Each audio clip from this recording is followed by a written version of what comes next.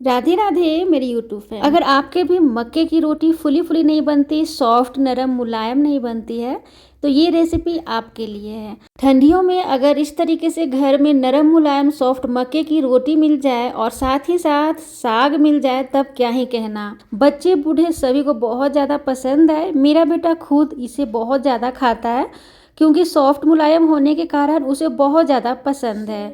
तो आज साग, मक्के की रोटी और साथ ही साथ एक यूनिक तरीके के साथ, बहुत ही खास तरीके के साथ एक हरी चटनी बनाना सिखाऊंगी, जिसे खाकर आपको ऐसा लगेगा कि पहले साग खाऊं या फिर चटनी खाऊं। आप एक बार वीडियो में बने रहें और आप देख सकते हैं कितना बढ़िया ये सॉफ्ट नरम मुलायम मक्के की रोटी बनी है। बहुत ज़्यादा आपको पसंद आने वाली है, तो वीडियो में बने रहें। तो चलिए शुरू करते हैं। यहाँ पे सबसे पहले मैंने क्या किया है कि हरी मिर्च लिया है, हरी मिर्च, लहसुन और अदरक लिया है। इन सभी का मात्रा आप अपने स्वाद के अनुसार लीजिएगा। इसे कूट लीजिएगा।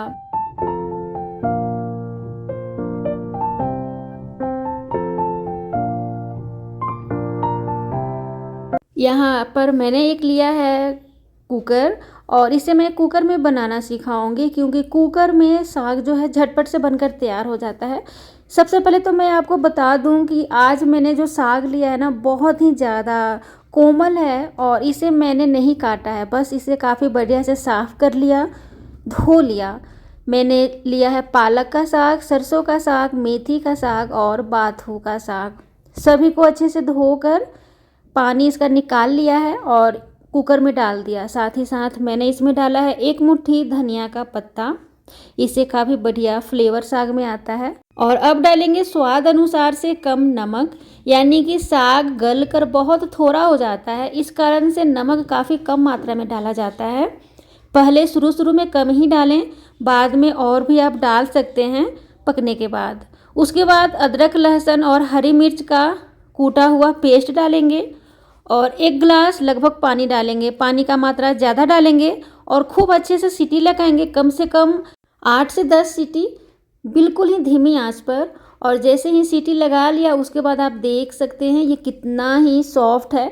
अच्छा दोस्तों, मैंने साग को चाकू से बारीक बारीक काटा नहीं था क्योंकि साग जो था ना, बहुत ही ज़्यादा कोमल था, मतलब बहुत ज़्यादा सॉफ्ट था, इसे काटने की ज़रूरत नहीं थी।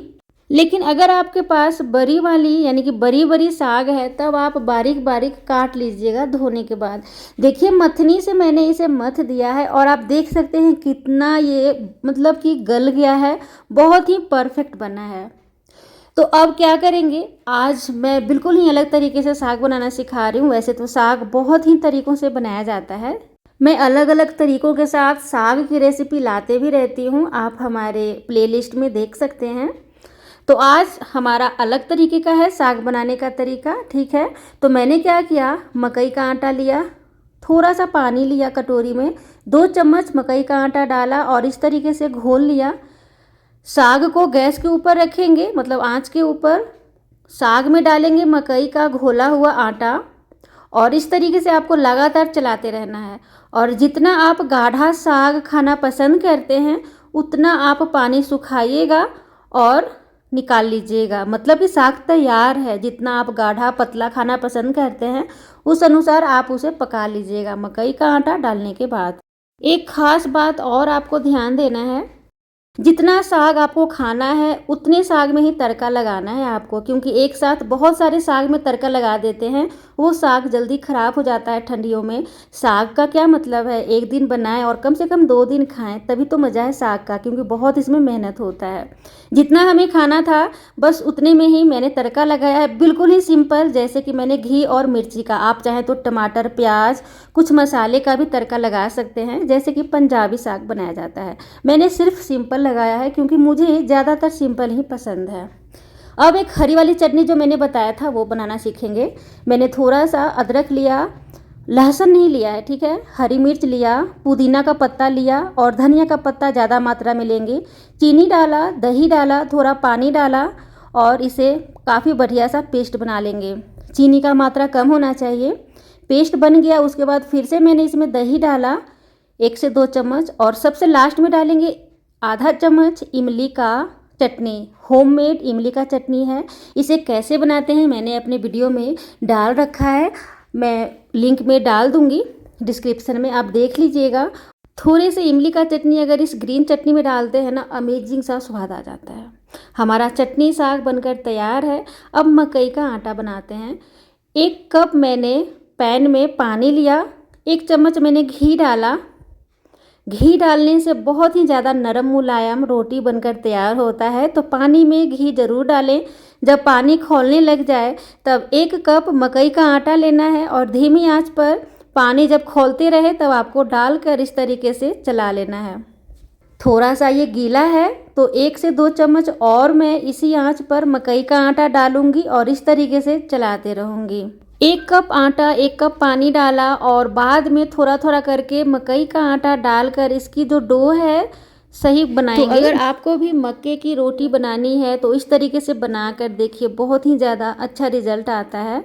तो अगर आपको शुरू में बनाने में कोई भी दिक्कत आ रही है तो मैं अभी जो बता रही हूँ ना आप सबको, बहुत ही परफेक्ट बता रही हूँ। जैसे कि 1 कप पानी डाला, 1 कप आटा डाला और थोड़ा सा अगर आपको लगता है कि गीला हो गया है ना, तो सूखा मकई का आटा ऊपर से 1 से 2 चम्मच मिलाइए गरम आटा में ही, और इस तरीके से आपको हल्का सा गीला हाथ करके आपको गूंद लेना है। जब गर्म रहे तभी आपको आराम से गूंद लेना है। दोस्तों, पानी में 1 चम्मच घी डालना बिल्कुल ना भूलें, इससे बहुत ही ज़्यादा सॉफ्ट बनता है। आटा काफ़ी बढ़िया से गूंद गया है, आटा अभी भी बहुत गर्म है, तो इसे मैंने क्या किया है, कॉटन का कपड़ा लिया है, उसे गीला कर लिया, पानी निचोड़ लिया और उसी से मैंने इसे ढक लिया है आटे को, ताकि आटा जो है वो सूखे नहीं। और इसे गरम आटा में ही बनाया जाता है। जितना आपको रोटी बनाना है बस उतना ही आपको आटा गूंदना है। और इस तरीके से आप चाहें तो हाथ से भी इसे रोटी बना सकते हैं थपकी लगाकर। मुझे तो बिल्कुल बनाने नहीं आता, वैसे मैं तो इसे बेल कर ही बनाती हूँ। और सूखा आटा लगाते हुए इस तरीके से बेलिए। आप चाहें तो इस तरीके से पॉट से कट भी कर सकते हैं और बिल्कुल ही गोल आपका रोटी बनकर तैयार हो जाएगा। अगर आप इस तरीके से बनाते हैं ना, तो किसी को विश्वास नहीं होने वाला है कि आपने मक्के की रोटी घर पर बनाया है। बहुत ही ज़्यादा अच्छा बनता है। आप एक बार इस तरीके से बनाकर ज़रूर ट्राई कीजिएगा। देखिए कितना बढ़िया से ये बनकर फूलकर तैयार हो रहा है, बिल्कुल ही गेहूं के आटे की तरह। मैंने इसमें कुछ भी आटा नहीं मिलाया है अलग से। वैसे तो बहुत सारे लोग जब मक्के की रोटी बनाते हैं तो उनको बनाने का बिल्कुल ही मन नहीं करता है, क्योंकि उनको ऐसा लगता है बहुत हार्ड है मक्के की रोटी बनाना, हमसे कैसे बनेगा, मोटा बनाते हैं या फिर फट जाती है, टूट जाती है।